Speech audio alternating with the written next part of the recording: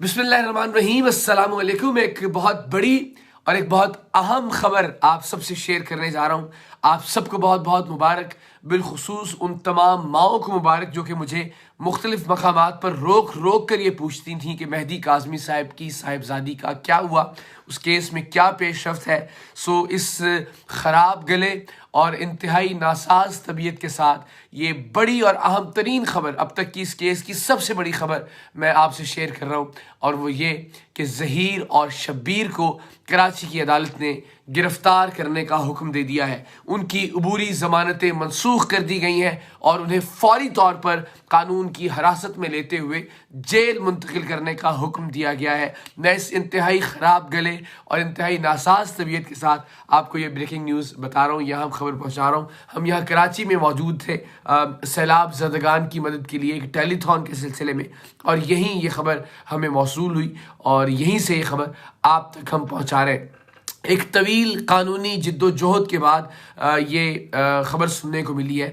ऐसा नहीं है कि फौरी तौर पर या उजलत में कोई फ़ैसला किया गया है। इसके पीछे एक तवील कानूनी जिद्दोजहद है, एक तवील कानूनी जंग है, जिसके बाद मुख्तलिफ अदालतों से होते हुए अल्टीमेटली ज़हीर और शब्बीर को गिरफ़्तार कर लिया गया है। और मैं पहले दिन से ये कहता चला आया कि ये मुमकिन ही नहीं कि ज़हीर और शब्बीर गिरफ़्तार ना हो, इसलिए कि निकाह खां गिरफ़्तार है, निकाह के गवाह गिरफ़्तार है, तो निकाह करने वाला, ये जाली झूठा निकाह करने वाला किस तरह से बाहर रह सकता है। सो मुख्तलिफ तवारीख़ पढ़ती रही अदालत की मुख्तलिफ वजूहात की बिना पर। कभी कराची में बारिश थी, कभी जज साहब तशरीफ़ नहीं ला रहे थे, लेकिन आज फाइनली ज़हीर को और शब्बीर को गिरफ्तार करने का हुक्म दे दिया गया है और वो इस वक्त जेल में है। दूसरी बड़ी अहम खबर ये कि बच्ची का MLO भी करने का हुक्म दिया गया है अदालत की जानिब से, यानी बच्ची का मेडिकल करवाया जाएगा, जिसमें ये बात पाए सबूत को पहुंचेगी कि क्या बच्ची के साथ किसी तरह की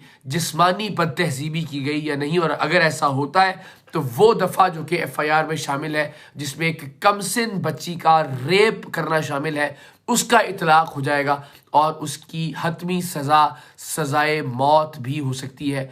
कम से कम उस केस में सज़ा 10 साल है, लेकिन ज़्यादा से ज़्यादा सज़ाए मौत है। इतना झूठ बोला गया इस केस में शब्बीर और ज़हीर गैंग की जानिब से, इस गैंग के कारिंदों की जानिब से, इस गैंग से वाबस्ता यूट्यूबर्स की जानिब से, इस कदर वाहियात लग़वियात बकी गई। वालिदैन से मुतल्लिक वो कुछ कहलवाया गया जो कि एक बेटी तसव्वुर नहीं कर सकती अपने बाप या अपनी माँ से मुतल्लिक कहने को। उन्हें इतना फीड किया गया, यहाँ तक कि बच्ची के कत्ल तक की साजिश की गई, सिर्फ इसलिए कि बच्ची के वालिदैन को झूठा दिखाया जा सके, उन्हें नीचा दिखाया जा सके। लेकिन अल्लाह ताला की ज़ात सबसे ज़्यादा बड़ी है, अल्लाह ताला की ज़ात आदिल व मुनसिफ ज़ात है, और परवरदिगार ने बिल आखिर इस मामले में भी अदल और इंसाफ का बोलबाला किया, और मेहदी काज़मी साहब की बेटी अब इस वक्त महफूज है। जिस तरह मैं पहले दिन से अर्ज़ कर रहा था कि पहली प्रायोरिटी ये थी कि बच्ची को महफूज हाथों में मुंतकिल किया जाए, अल्हम्दुलिल्लाह उस पर भी अमल दरामद हुआ। बच्ची इस वक्त कराची के एक शेल्टर होम में मलीर में मौजूद है, और बहुत जल्द हम ये खबर भी सुनने को हमें मिलेगी कि बच्ची अब अपने वालिद और वालिदा के साथ है। लेकिन उससे पहले जो अच्छी खबर हम सुन सकते थे, या जिस अच्छी खबर की हमें तवक्को थी, वो ये कि ये झूठ बोलने वाले, पूरी कौम को गुमराह करने वाले, कौन कौन सा झूठ नहीं बोला गया। कभी कहा गया बच्ची खुद एक गाड़ी पर बैठकर लाहौर आ गई, हमने किराया दिया। कभी कहा गया कि बच्ची खुद दरवाजे के बाहर आकर खड़ी हो गई, मजबूरी जाहिर की गई। बच्ची से मुतल्लिक बहुत सारी गलत बातें, उसकी उम्र से मुतल्लिक बहुत सारी गलत बातें कही गई। बच्ची को उनके माँ बाप से मुतल्लिक बहुत कुछ गलत कहलवाया गया। बच्ची को ये बार बार कहलवाया गया कि मैं खुदकुशी कर लूँगी अगर मुझे ज़हीर से अलग किया गया, सिर्फ इसलिए कि उसके कत्ल की बुनियाद बनाई जा सके, कि कल को उसे कत्ल करके खुदकुशी का रंग दिया जाए और कहा जाए कि देखिए एक ज़िद्दी बाप की अना की भेड़ चढ़ गई बच्ची। सो इतना गलीज़ प्लान था, और उस प्लान में जो बिलखुसूस जो खातून यूट्यूबर थी जिन्होंने लीड किया, आज मेरा ख्याल है कि उनके लिए शर्म का मकाम है, और आइंदा उनके लिए ये हिदायत की बात है कि उन्हें सच कहना चाहिए और इस तरह की सिर्फ अपनी रेटिंग्स के लिए, सिर्फ अपने चंद व्यूज़ के लिए किसी की ज़िंदगी को दांव पर नहीं लगाना चाहिए। आज अदालत ने, आज कानून ने हमारे मौक़िफ़ को सच साबित किया। सबसे बुनियादी बात, मेहदी काज़मी साहब के मौक़िफ़ को सच साबित किया।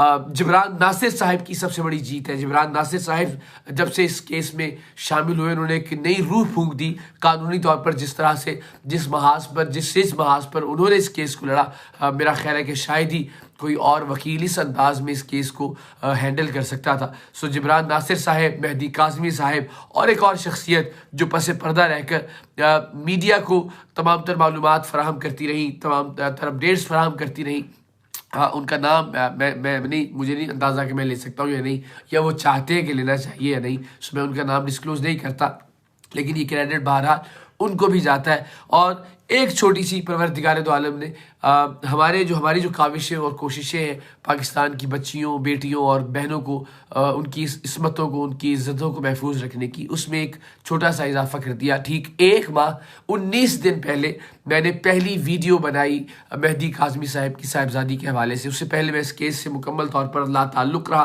मैंने इस तरह बार बार अर्ज़ किया कि मेरा ख्याल था कि एक सादा लव मैरिज का केस है और इसे एक दूसरा रंग दिया जा रहा है। मगर ईद पर हमने कोशिश की कि बच्ची को उनके वालिदैन से मिलवाया जाए, और उसी कोशिश के दौरान जब हमने मज़ीद तहकीक की, जब हमें इनकार किया गया ज़हीर की जानिब से, उसकी फैमिली के जानिब से, तो हमें अंदाज़ा हुआ कि इसमें कुछ गड़बड़ है। वरना एक सादा अगर लव मैरिज का केस हो तो यकीनन बच्ची मिलना चाहेगी, या बच्ची के जो सो कॉल्ड ससुराल वाले हैं वो मिलना चाहेंगे और इस मामले को प्यार मोहब्बत से ख़त्म करना चाहेंगे। उसके बाद हमने जब तहकीक का आगाज़ किया तो हम पर पै दर पै इंकशाफ होना शुरू हुए। वो इंकशाफ हमने कौम के सामने रखे और अल्टीमेटली इस केस का रुख तब्दील होना शुरू हुआ उस दिन के बाद से, जिस दिन हमने पहली वीडियो बनाई। अल्लाह ताला की ज़ात मेहरबान, अल्लाह ताला की ज़ात बड़ी। परवरदिगार दो आलम जो काम आपसे लेता है, जिस काम के लिए आपको मुंतखब करता है, ज़ाहिर इसमें हमारा कोई क्रेडिट नहीं, लेकिन अल्हम्दुलिल्लाह उन वीडियोज़ के बाद से इस केस ने नया रुख इख्तियार किया। और आज फाइनली अल्हम्दुलिल्लाह मैं समझता हूँ हमारी ये बहुत बड़ी कामयाबी कि 1 महीना 19 दिन की हमारी सोशल मीडिया की स्ट्रगल, जिब्रान नासिर साहब की लीगल महाज पर स्ट्रगल, और उनके वालिद जिस तरह से डटे रहे, ज़हीर और शब्बीर फाइनली गिरफ्तार हो गए। और ऐसे गिरफ्तार हुए हैं कि उनकी ज़मानत या अब उनका बाहर आना तकरीबन नामुमकिन है, इसलिए कि पूरा जो कानूनी प्रोसेस था उसको मुकम्मल करने के बाद उनको गिरफ्तार किया गया है। अब उनके लिए मुश्किलात बढ़ेंगी ही, मुश्किलात कम होने का कोई इम्कान बहरहाल दिखाई नहीं देता। सो अल्हम्दुलिल्लाह झूठ हमेशा की तरह एक बार फिर सरनिगू हुआ, सच का बोलबाला हुआ, हक और इंसाफ की जीत हुई। ज़हीर और शब्बीर अब गिरफ्तार है।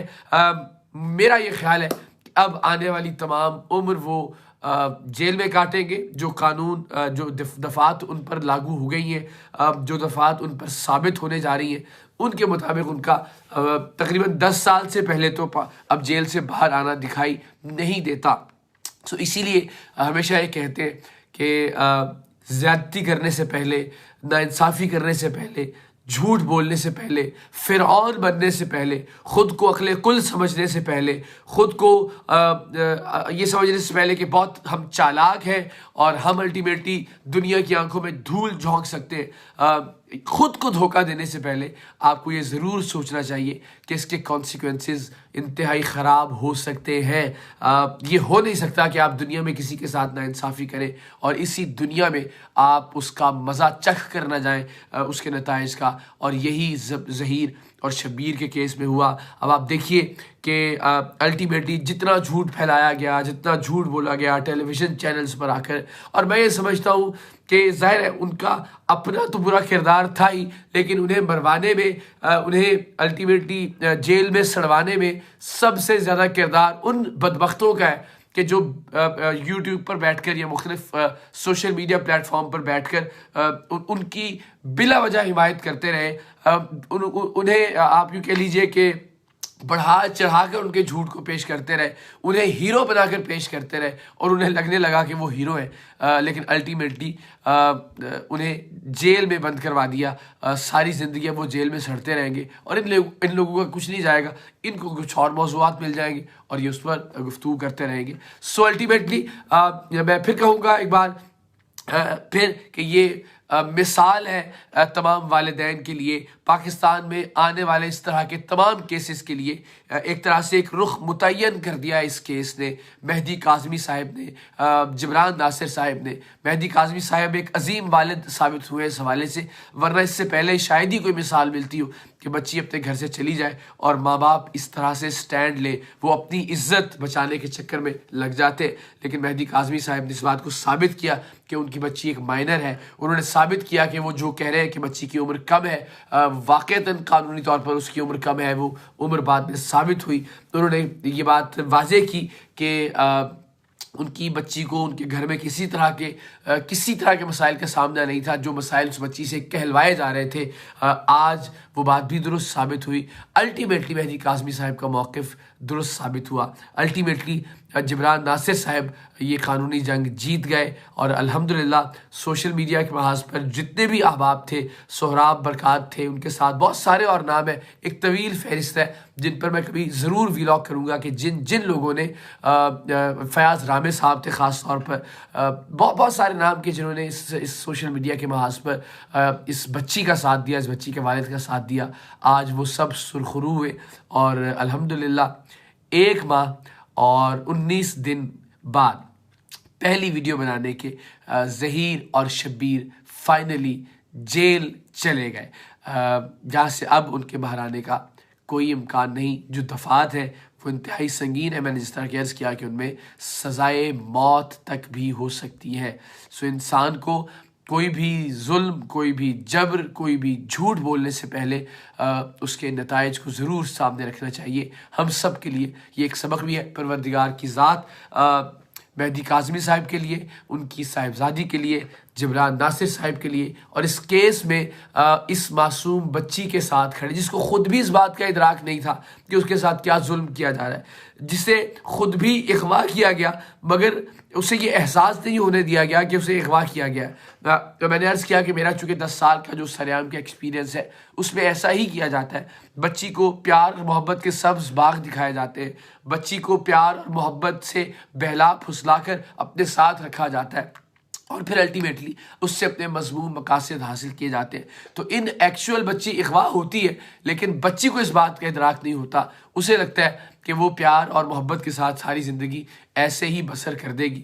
बहुत घटिया हरकतें की गई, बच्ची की पर्सनल तस्वीरें लीक करने की कोशिश की गई, ज़हीर की जानिब से बच्ची के वालिद को धमकियाँ में मैसेजेस किए गए, तस्वीरें और वीडियोस भेजी गई और भेजकर डिलीट की गई। जिस हद तक गिरा जा सकता था ज़हीर, शब्बीर, उनका गैंग और उस गैंग से वाबस्ता यूट्यूबर गिरे। लेकिन अल्हम्दुलिल्लाह मैंने फिर कहा कि अल्लाह ताला की ज़ात बहुत बड़ी है, परवरदिगार इंसाफ करने वाला है और इस केस में भी अल्लाह ताला की ज़ात ने इंसाफ किया और इंसाफ के लिए ज़ाहिर है परवरदिगार ने कराची की अदालत को मुंतखब किया और आज ज़हीर और शब्बीर इस वक्त जेल में है और बहुत जल्द मेहदी काज़मी साहब की साहिबजादी अपने माँ बाप के साथ होगी इंशाअल्लाह। अल्लाह ताला आप सबका हामी और नासिर हो।